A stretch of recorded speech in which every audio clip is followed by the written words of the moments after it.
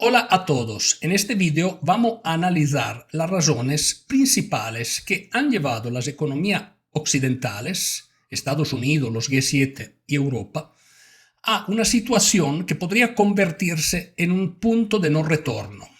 Y veremos cuáles son las razones principales y qué podrían tal vez hacer los gobiernos para subsanar esta situación. Al mismo tiempo, hay que tomar en cuenta que si los gobiernos no intervienen activamente en solucionar los problemas que hay, la clase media en particular se verá afectada porque a lo largo del tiempo verá sus pensiones y sus ahorros reducirse.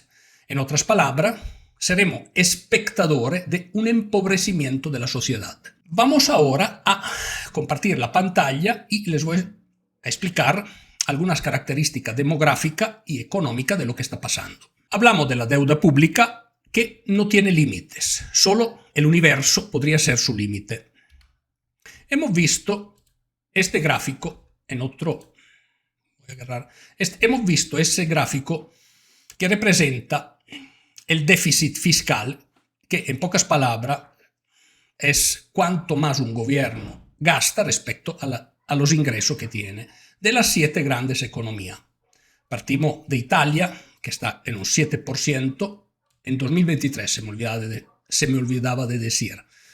Vamos de Italia, que está en un 7%, a los otros que están alrededor de un 6%, me refiero a Japón, Estados Unidos, United Kingdom, Francia. Finalmente, Alemania, que es un país más ordenado, se encuentra en un 2.4%, y Canadá, poco arriba de un 1%. Pero a pesar de los números, que inclusive hay que ver cómo se agregan estos datos de déficit, porque en algunos casos no son contempladas todas las deudas. Al delà de estos números, como les decía, hay que entender el concepto de dónde viene este déficit. Y para poder dar una explicación, utilizo esta gráfica que representa la pirámide de edad. La pirámide de edad, simplemente, esto es el mundo en 2022. Disculpen que es un poquito borrosa, pero espero que se pueda ver bien de todos modos. Y a segunda de faja de edad, de 5 años, de 0,4, de 5,9, etc., vemos el porcentaje de población. Obviamente, a partir de la faja 60-65, estamos en edad de pensión. ¿Sí? El grave problema de estas economías, al final del análisis, es la pensión. Pero hay algunas importantes consideraciones que tenemos que hacer sobre las pirámides de edad. Por ejemplo, como las economías pobres tienen muchos niños y pocas personas ancianas. Vemos, al contrario, que países que tienen un ingreso medio tienen de todo modo más jóvenes que personas en edad avanzada. Sin embargo, las economías más ricas, las que son más avanzadas, vemos que la pirámide prácticamente se da vuelta y hay pocos niños y empiezan a haber muchos ancianos, incluyendo el caso de China. El caso de China está en esta situación por una razón muy sencilla. Tuvo un control fuerte de natalidad, y entonces familias con un solo hijo obviamente no son suficientes en mantener una estructura de la población estable. De hecho, China ha cambiado su política por lo que merece a la familia con hijo. Inclusive está contemplando la posibilidad de dar ayudas económicas para que haya más hijos. China entendió que tener tan pocos hijos o tan pocos jóvenes en su sociedad podría ser un problema económico futuro muy grave. Estados Unidos vemos que, como es una economía rica, entra en una lógica donde hay menos jóvenes y más personas que se aproximan a la pensión. Pero vamos a analizar aquí el caso, esta es una mejor gráfica, de Italia comparada con Japón. En el caso de Italia comparado con Japón, podemos concluir que la situación es muy similar. ¿En qué? Vemos que hay muy pocos jóvenes y una masa enorme de personas en edad de pensión. En el caso de Japón es aún peor.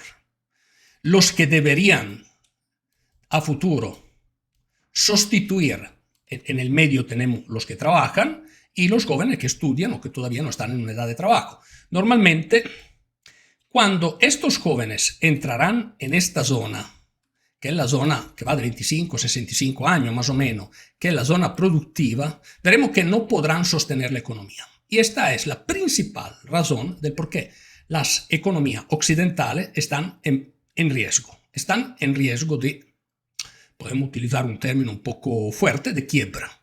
¿Por qué? Porque no hay suficientes jóvenes que sustituyan a los que se pensionan. El problema de fondo, lo vimos en el primer vídeo de las pensiones, es que las pensiones, los ahorros que los trabajadores hacen a los fondos pensionísticos de pensión son utilizados por el gobierno. Entonces, las nuevas generaciones son los que pagan la pensión a los viejos. Y el anillo débil de la cadena económica son las pensiones. Por esto es sumamente importante para todos los que están en edad productiva de encontrar la forma de tener más ingreso cuando sean ancianos. ¿Por qué? Porque el valor del dinero, por culpa de la inflación y por culpa de la deuda pública que va aumentando constantemente, poco a poco se ve disminuido, y entonces muchas de las personas que ahora están en los 25, 30, 35 años, cuando estarán en pensión, no tendrán suficiente dinero para vivir bien. Y en muchos casos estarán en el borde de la pobreza. Eso es el elemento esencial que hay que tomar en cuenta. Ahora, en este gráfico les muestro cómo las economías occidentales, comenzando más o menos en la década de los 70, aquí hay los 7 grandes, Canadá, Francia, Alemania, Italia, Japón, el Reino Unido y Estados Unidos, cómo esta es la deuda como porcentual del Producto Interno Bruto. Y vemos como estos grandes, el caso de Japón es macroscópico porque Japón ha financiado su economía y su sector público por medio de deuda, pero las otras naciones tienen una misma línea y una misma tendencia. Ahora, el punto es, lo que tenemos que entender, ¿qué pasa en una condición de aumento de deuda? Y eso es muy importante comprenderlo, por eso presten atención, porque este vídeo es importante para todos. Es como lo que determina el valor de un bien, así como el dinero, o de un bien futuro como puede ser una pensión, es su escasez. Por ejemplo, el aire, que no es escaso, no tiene valor. El agua tiene un valor relativamente bajo porque no es escaso todavía. La Tierra está compuesta por mucha agua. En gran parte de la Tierra, afortunadamente, es agua. Pero cuando un bien es escaso, vale mucho dinero. Por ejemplo, el oro. El oro es un bien escaso y vale mucho. Ahora, en el momento en que las economías expanden su deuda pública, en este momento ocurre algo muy interesante, que hay más dinero en la economía. Entonces, cuando aumenta la oferta de dinero en la economía, el resultado directo de esta situación es que el dinero se convierte en un bien menos escaso. ¿Qué significa? Que en los años el dinero ha perdido valor. Es un dato de facto y lo demuestra la evolución de las deudas. Pero, repito, la consecuencia principal es, en este momento, la evolución demográfica de la población. Pero las cosas van un poquito más allá de esto. Si nosotros analizamos la época, como hemos visto, esta época, entre 2007 y 2010, aquí ha habido un fuerte aumento de la deuda. ¿Por qué?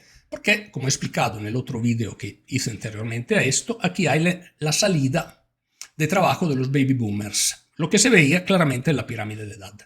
Ahora bien, hay otras razones, o sea, no es solo la estructura demográfica que los gobiernos no son capaces de atacar, pero podrían atacarlo.